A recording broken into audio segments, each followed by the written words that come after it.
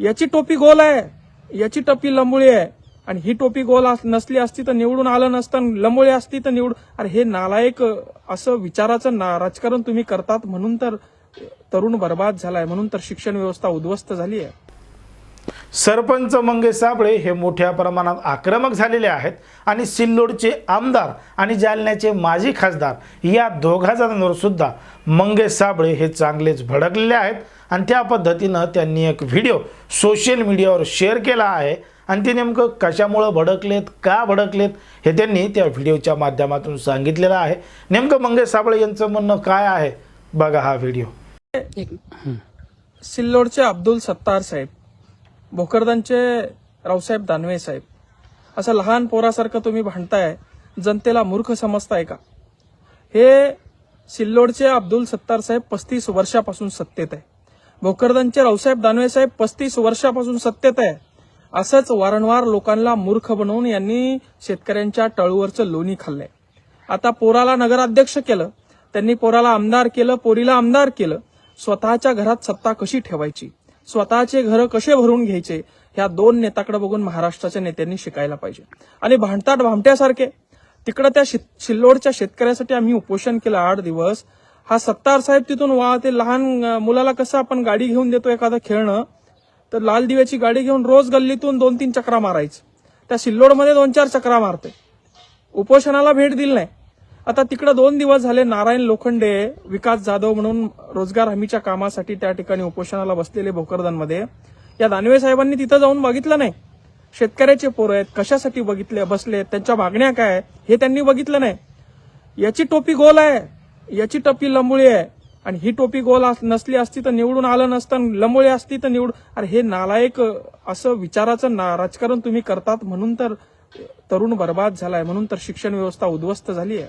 तुमच्यासारख्या येड्या गबाड्या लोकांना त्या ठिकाणी बसून दिलं, म्हणून तर आज जनतेचे हे हाल आहे. नुकसान भरपाई सरकारने जाहीर केली, 2-2, 4-4, 5-5 हजार रुपये दिले, तुम्ही दोघंही त्याच्यावर काही बोलायला तुम्हाला सुचत नाही का रे? एक म्हणतो गोल टोपी आहे, एक म्हणतो लंबुळी टोपी आहे, आणि हे लोकांना मूर्ख बनवतायत. भोकरदनच्या, जालना जिल्ह्याच्या, सिल्लोडच्या जनतेला मूर्ख बनवून हिंदू आणि मुसलमानामध्ये भांडणं लावून यांच्या पोरांना आमदार कसं करायचं, यांच्या पोरांना नगराध्यक्ष कसं करायचं हे यांच्याकडनं शिकाव. म्हणून हे 2 लबाड चेहरे आहेत, आणि दोन्ही जनतेला मूर्ख बनवून या ठिकाणी जनतेला गृहीत धरून राजकारण करत आहे. यांचं राजकारण संपण्यास आता जमा झालेलं आहे. जनता आता यांना ओळखायला लागलेली आहे. ऐकलं, मंगेश साबळे हे रावसाहेब दानवे आणि अब्दुल सत्तार यांच्यावर कशा पद्धतीनं भडकलेले आहेत. कारण की हे दोनही नेते युतीमधले आहेत, परंतु तरीसुद्धा मागच्या काही काळापासून हे 2 नेते एकमेकांसोबत सातत्यानं भांडत आहेत. श्रेयवाद घेण्यासाठी भांडत आहेत, स्वतःच्या घरामध्ये सत्ता आणण्यासाठी भांडत आहेत. पण मात्र त्या ठिकाणच्या जनतेला या दोघांच्या भांडणामुळं काहीही फायदा होत नाही असं मंगेश साबळे यांचं मत आहे. पण मात्र रावसाहेब दानवे हे राज्याचे आणि केंद्रातले माजी मंत्रीसुद्धा राहिले आहेत. मग एवढ्या मोठ्या पदावर असताना त्यांनी जालना जिल्ह्यासह संपूर्ण राज्याचा विकास करायचं सोडून अब्दुल सत्तारवर टीका करतात. आणि अब्दुल सत्तार हे देखील रावसाहेब दानवे यांच्यावर टीका करून त्यांच्या तालुक्यामध्ये, शहरामध्ये सत्ता मिळवतात. असं चित्र आपल्या सध्या भोकरदन आणि सिल्लोडमध्ये पाहायला मिळतं.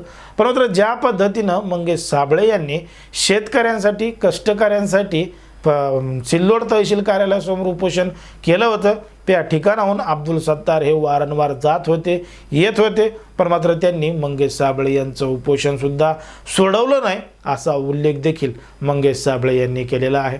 मग हे 2 नेते जर स्वतःच्या स्वार्थासाठी, घरामध्ये सत्ता मिळवण्यासाठी एकमेकांसोबत भांडणं करत असतील आणि जनतेमध्ये सुद्धा भांडणं लावून देत असतील तर त्याचा परिणाम वाईट होईल असंच कुठंतरी मंगेश साबळे यांना म्हणायचं आहे, असं एकंदरीत आपलं या ठिकाणी वाटतं. पण मात्र ज्या पद्धतीनं मंगेश साबळे हे रावसाहेब दानवे आणि अब्दुल सत्तार यांच्यावर आक्रमक झालेले आहेत, त्याच्यावर तुम्हाला काय वाटतं हे अगदी स्पष्टपणे कमेंटमध्ये सांगा. आणि अशाच पद्धतीचे नवनवीन व्हिडिओ पाहण्यासाठी आपल्या चॅनलला लगेच सबस्क्राईब करायला सुद्धा विसरू नका.